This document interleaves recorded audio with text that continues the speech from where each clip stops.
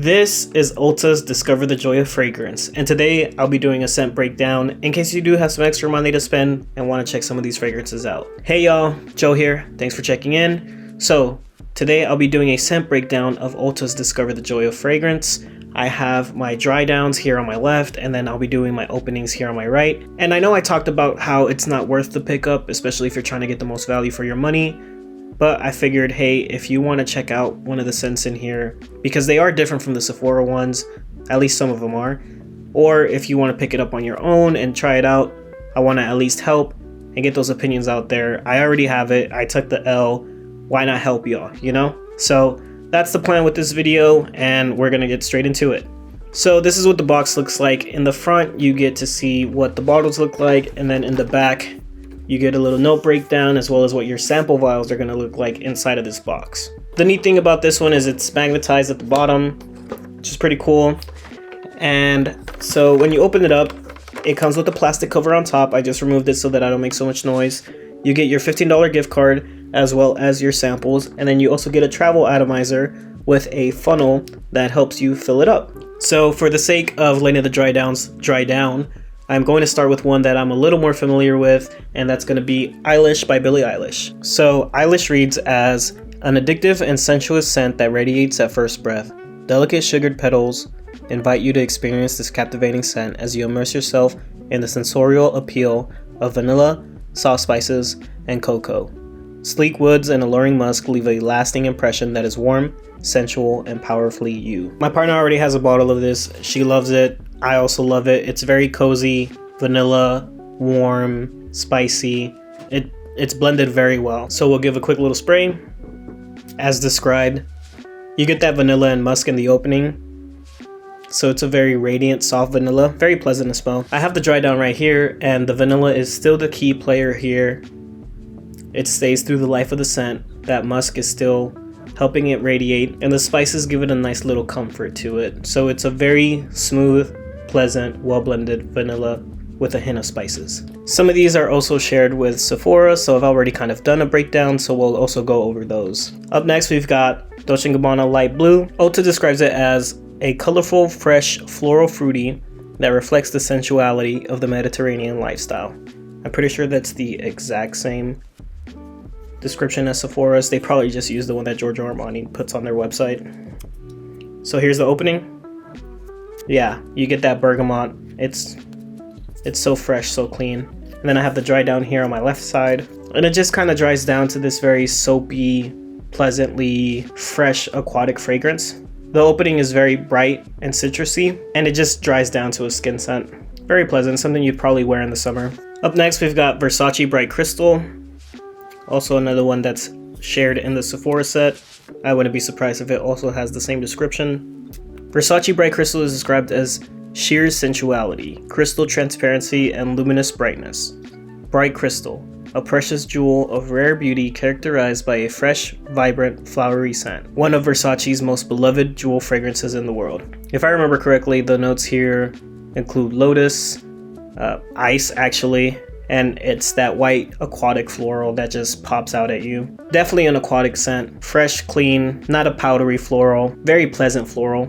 Do the dry down here. The only thing I really pick up in the dry down, I would say, is that yuzu. It's also pretty much just a skin scent. It doesn't really project much, and I don't pick up much aside from the yuzu. The opening is pretty bright though, so that is a win for it because it's Bright Crystal. Another one that I've had the chance to smell before, Flower Bomb by Viktor and Rolf. This one is definitely one of those fragrances that I didn't know I was going to like as much as I do. So we'll give it a quick little spritz here.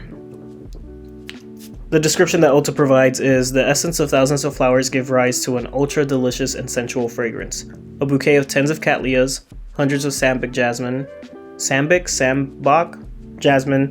thousands of freesia, and millions of rose petals enriched by an addictive scent of patchouli and vanilla.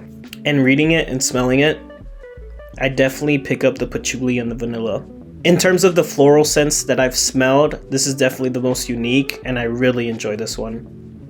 The opening is just so reminiscent of something that I can't remember. Like, it's a comforting scent that reminds me of something that I can't remember, and I hate that I keep using that description because I wish I could tell y'all.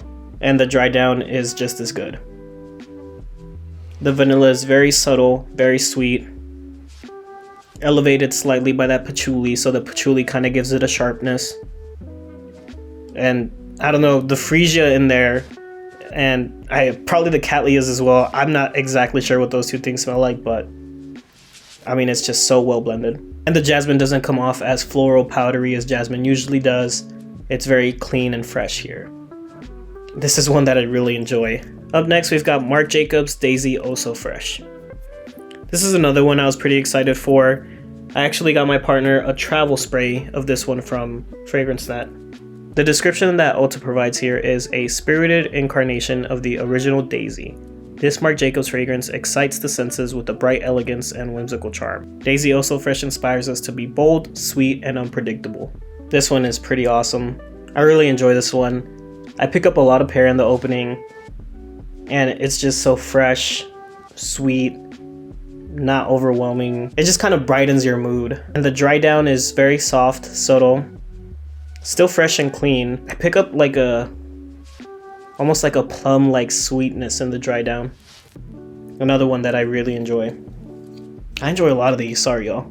Up next, Clinique Happy Perfume Spray, not to get confused with the Eau de Toilette. The description here is a hint of citrus, a wealth of flowers, a mix of emotions. This fragrance interplays fresh, vibrant notes, ruby red grapefruit, bergamot, with soft sensual ones, Hawaiian wedding flower, spring mimosa. Wear it and be happy. Do the opening here. So opening, dry down, picking up white florals. I'm not getting much of the grapefruit or bergamot. If I am, it's very subtle. I'm assuming what I'm picking up is that Hawaiian wedding flower and spring mimosa. It's very soft. I would say this is probably just mass appealing. There's nothing offensive or stark about it. It's okay. Up next, we've got Jean Paul Gaultier La Belle. The description that Ulta provides is La Belle Eau de Parfum, a fresh amber paradise. This little corner of paradise holds no secrets for La Belle. Juicy citrusy fruits, explosive green pear, zesty bergamot, and torrid vanilla. What could be more natural than to concoct an elixir that is so seductive, radiant, and addictive that you won't be able to go without her or her fresh amber eau de parfum. Give it a little spritz here. In the opening, I'm picking up that citrus and green pear, the slightest hint of vanilla, and slight amber. The amber almost gives it a violet, almost petrol vibe. The opening kind of gives me a petrol vibe. Okay, I'm not gonna lie, and y'all might call me crazy for this, but it gives me the vibe of how violet works in ombre leather. And I know this just has amber and pear, as well as vanilla and citrus. And I know the description doesn't include violet, so I'm assuming that it's the amber mixing with that green pear. In the dry down, I just kind of get a super slight bergamot, as well as a very slight pear and vanilla. So very strong opening, very mellow dry down. Up next, Givenchy Irresistible. Oh, sorry, I think it's Irresistible. Okay, sorry to all my French people. Up next, Givenchy Irresistible. I think that's how you pronounce it.